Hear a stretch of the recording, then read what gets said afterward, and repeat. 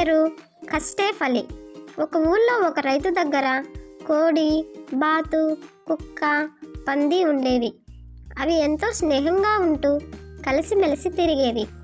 అయితే కోడి కష్టపడి పనిచేస్తే మిగతా అవి సోమరితనంతో కాలం గడిపేవి. ఒకరోజు కోడికి కొన్ని మొక్కజొన్న గింజలు కనపడ్డాయి.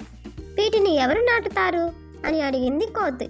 అందుకు అవి నేను కాదు అని బాతు, కుక్క, పంది అన్నాయి. ఇక కోడే నాటింది.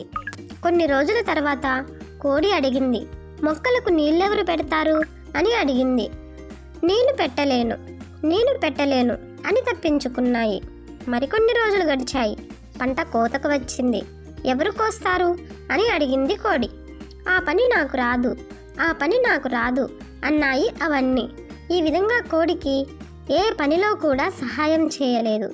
కోడి మొక్కజొన్న గింజలను పిండి పట్టించి కమ్మని రొట్టెలు తయారు చేసింది.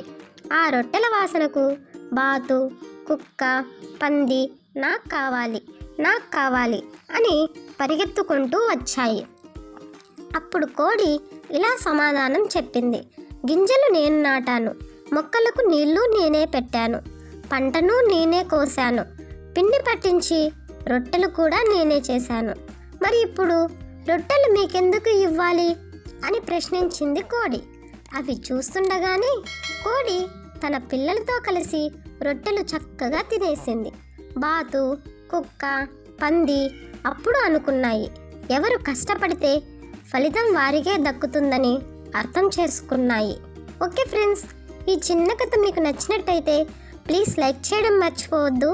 Thanks for watching. బాయ్.